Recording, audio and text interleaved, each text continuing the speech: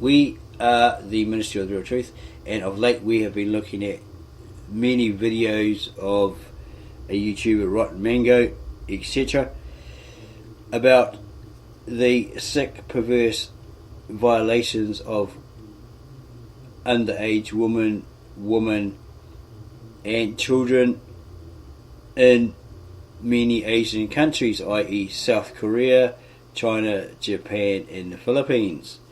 And we started to think, well, maybe something similar, or something like, maybe a slightly watered down form of Sharia law would prevent that, because in these Islamic countries, when this is applied, it does reduce crime. It puts the fear into somebody, well, if you do that, this is going to happen to you. Public shaming, stoning, etc., etc. It's basically their old Islamic or Mohammedan law, Quranic law, that they apply to people they believe who do ungodly things, etc. Sometimes they go really extreme. We have read of stories where a bride or a wife has been accused of not being a virgin before she was married by the husband, or sleeping around, or whatever they come up with.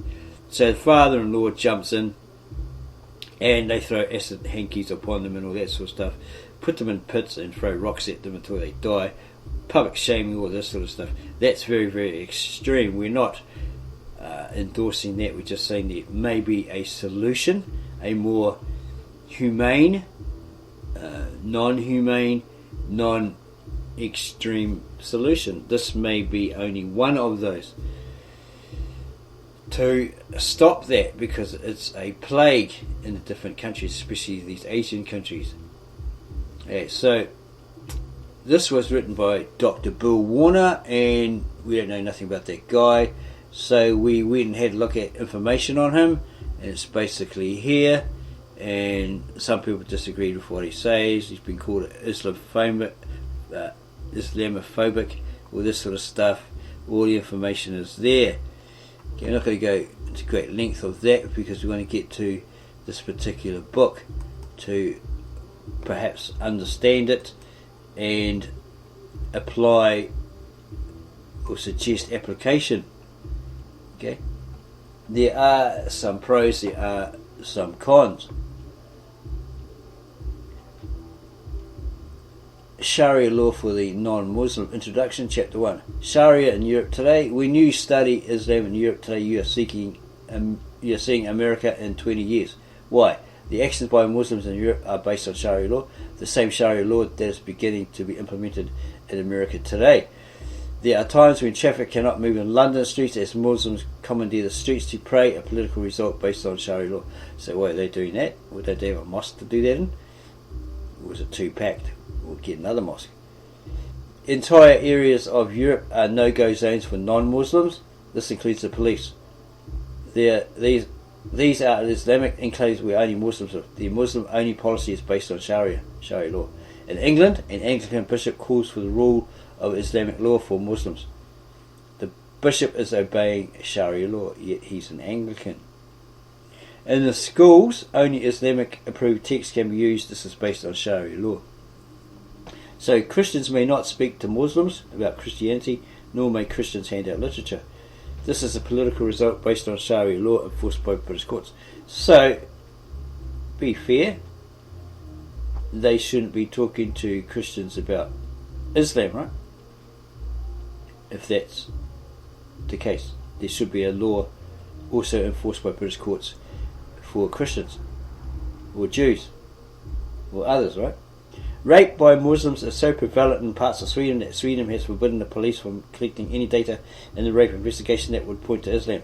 Rape is part of Islamic doctrine and is applied to non-Muslim women. Okay, this is according to this author, not us. This is his claims, right? So that's why he gets called Islamophobic. In London, mass demonstrations by Muslims call for the end of British law. They're trying to rid the British of their law they've had for centuries and replace it with Sharia law to rule all people regardless of religion. So if you're a non-believer, you have to obey this law. This political action is based on the Sharia law. In some English hospitals during Ramadan fast and Islamic religious events, apparently, as far as we know, they fast for a certain period, then they eat, then they fast again. Whereas some of us tend to fast 6 hours at the beginning to get used to it, because you're obviously not used to it, and then probably do 24 hours, 48 to 72, right? Just on water fasting.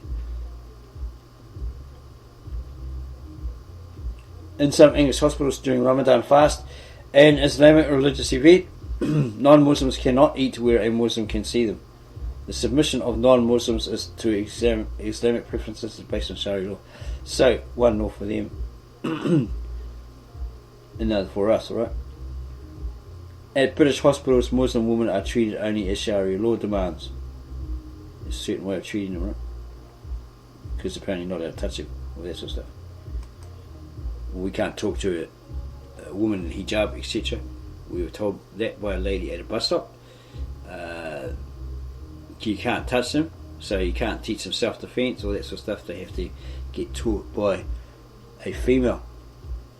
Here are current and historical events in America that are driven by Sharia law. And it goes on about September 11. American employers and schools are met with demands for time and space to do Islamic prayer. These demands are based on Sharia law. The American banking system is becoming Islamicized with Sharia financing. Our banking system is becoming Sharia compliant in financial law, but it's ignorant about the totality of Sharia law. Could that be a good system? But there's some sort of cons there, right? Some flaws there. Universities are asked to provide sexually segregated swimming pools and other athletic facilities for Muslim women. Hospitals are being sued for not providing Sharia compliant treatment. No course at the college level uses critical thinking regarding history and doctrine of Islam. Under Sharia, nothing but Islam may be criticised. So, Muslim charities give money to jihadists, Islamic terrorists, as per Sharia law. Well, that's meaning, it's according to this guy, right? So it would mean that they're financing them. Muslim footbaths are being installed in airport facilities paid for by American tax dollars. Oh, come on, man. It's your law. You want a foot bath in an airport, you pay the American dollar, right? You pay for it.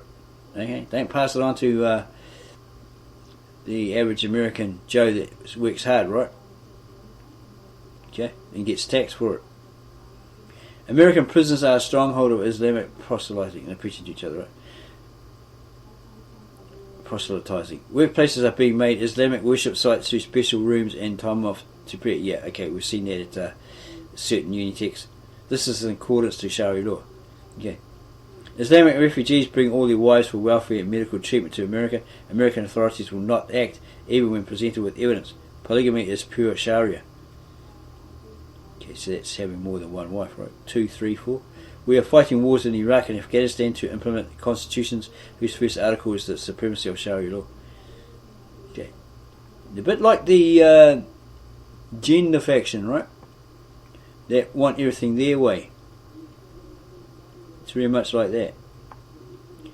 Why do we need to know Sharia? Islamic scholars claim Islamic law is perfect, universal and eternal. Yeah, but it is often very extreme, inhumane and cruel. The laws of the United States are temporary, limited and will pass away. Maybe not. It is the duty of every Muslim to obey the laws of Allah or God. The Sharia US laws are man-made, while Sharia law is sacred and comes from the only legitimate God, Allah. Well, actually, if you look at the Christian scriptures, the biblical scriptures, authority and law, etc., all came from their God. Yahweh, Hashem, etc., way before Islam appeared on the scene in the 6th or 7th century. But their excuses, no, Islam's been around since Adam. Sharia is based on the principles found in the Koran and other Islamic religious political texts. There are no common principles between American law and Sharia. They don't agree, right? They don't match. Under Sharia law, there is no freedom of religion. You have to worship this one religion. What does that remind you of? One world order, a new world order, one religion, one government, one this, one that. There is no freedom of speech, there is no freedom of thought, there is no freedom of artistic expression, there is no freedom of the press.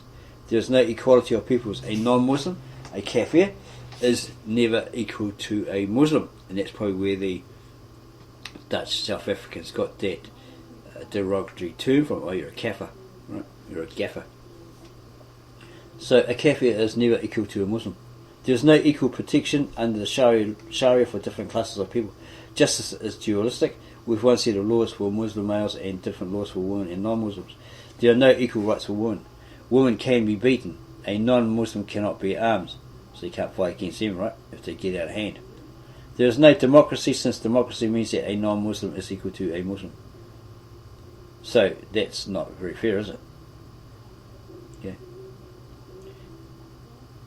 The US Constitution is a man-made document of ignorance, that must submit to Sharia. Non-Muslims are demis, third-class citizens. All government must be ruled by Sharia law. Unlike common law, Sharia is not interpretive, nor can it be changed. There is no golden rule. The solution. This book uses a fact-based approach to knowledge based upon analytical critical thought. When you finish reading, you will know what Sharia law is, exactly what it is. More importantly, you will know the basis of Sharia. You will achieve an understanding of Islam that most in the West do not have. Islam will begin to make sense. Okay. If this is all true, then yes, it will make sense to you what it is really like, what it's really all about. There are 3 points of view relative to Islam. The point of view depends upon how you think about Muhammad. If you believe Muhammad is a prophet of Allah, then, or dear God, then you are a believer. If you don't, you are a non-believer. The third viewpoint is that of an apologist for Islam. Apologists do not believe that Muhammad was a prophet, but they are tolerant about Islam without any actual knowledge of Islam. Here is an example of the 3 points of view. In Medina, Muhammad sat all day long beside his 12-year-old wife, Aisha, I guess, while they watched as the heads of 800 Jews were removed by sword. And that's in The Life of Muhammad, A. Guliami, Oxford University Press, 1982, page 464. Their heads were cut off because they had said that Muhammad was not the prophet of Allah, or God. Or God. Muslims view these deaths as necessary because denying Muhammad's prophethood was and remains an offence against Islam. They were beheaded because it is sanctioned by Allah. Okay, so that's carry on is still rampant today, isn't it? They still practice that today. Okay, specifically extremists. Non-believers look at this event as proof of the jihadic violence of Islam and as an evil act. Apologists say that this was a historic event, that all cultures have violence in their past and no judgment shall be passed. They have never actually read any of Islam's foundational texts, but speak authoritatively about Islam. So these know-it-alls. They think they know it all, but they're completely wrong because they've never read it, never studied it. According to the different points of view, killing the 800 Jews was a tragedy, a perfect sacred act, another historical event. We have done worse. There is no right view of Islam, since the views cannot be reconciled. This book is written from the non-believer point of view. Everything is this book reviews Islam from the perspective of how Islam affects non-Muslims. So that's why they say he's Islamophobic, right? Because he's not reading it. He doesn't know the Arabic. He doesn't know the Koran or this sort of stuff. This also means that the religion is of little importance. A Muslim cares about the religion of Islam, but all non-believers are affected by Islam's political views. This book discusses Islam as a political system. It does not discuss Muslims or the religion. Muslims are people and vary from one to another. Religion is what one does to go to paradise and avoid hell. It is not useful nor necessary to discuss Islam as a religion. We must talk about Islam in the political realm because it is a powerful political system. What is Sharia? Chapter 2. Sharia law is Islamic law. Sharia is the basis for every demand that Muslims make on our society. Our society, the US, England, Africa, Australia, New Zealand, and so forth. When schools are asked to give up a room for Islamic prayer, that is asking us to implement Sharia law. When a Muslim wears a headscarf, that is an obedience to Sharia law. When our newspapers will not publish the Danish Muhammad cartoons, our newspapers will submit to the demands of Sharia law. When demands are made for our hospitals to treat Muslim women in special ways, That is Sharia. When our textbooks have to be vetted by Muslim organisations before they are used in our schools, that is in accordance with Sharia law. The attack on the World Trade Center was perpetrated in adherence to the rules of war. Jihad found in Sharia law. Well, apparently it wasn't. It was all fake. It was an inside job. So each to his own. Each has his own opinion. Yeah, be it a conspiracy theory or actual fact. Sharia law is the basis for the religious, political and cultural life of all Muslims. We believe that maybe it was set up to blame them, to steal their oil, etc., etc. It was pre-planned. That's why it was called 9/11, because they knew it was going to happen on that date, and it would be like this extreme event, emergency, etc.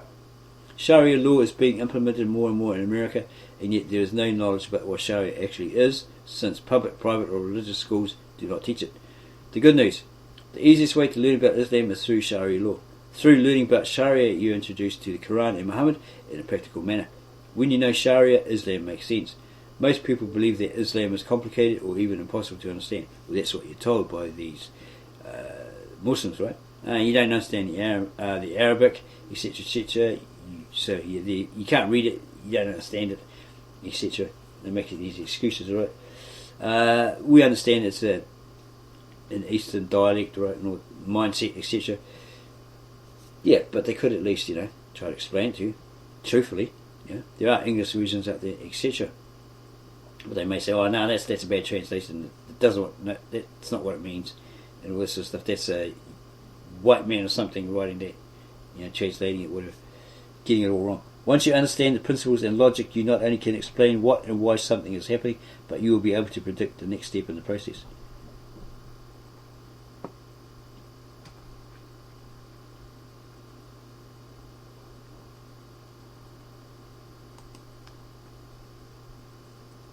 Before you can understand Sharia, you have to learn about 3 books that are the foundations of Sharia.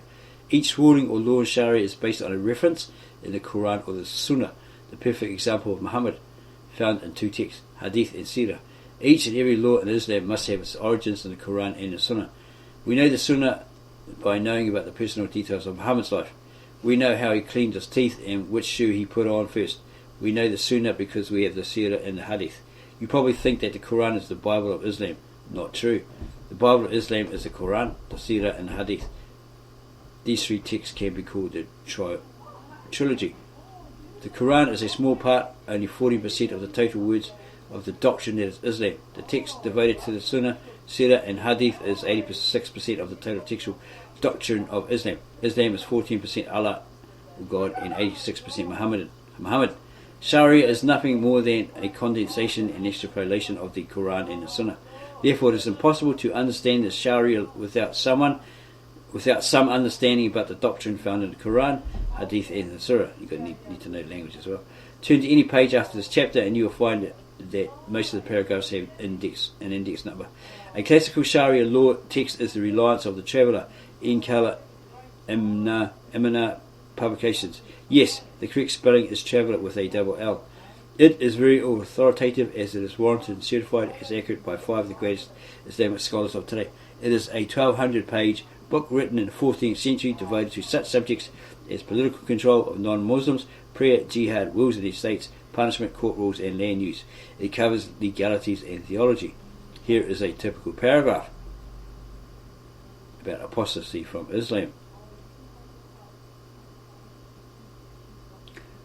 8.1. When a person who has reached puberty and is sane voluntarily apostatizes from Islam, he deserves to be killed. Bukhari 9:83-17. Muhammad, a Muslim who has admitted that there is no God but Allah, and that I am his prophet, may not be killed, except for 3 reasons: as punishment for murder, for adultery, or for apostasy.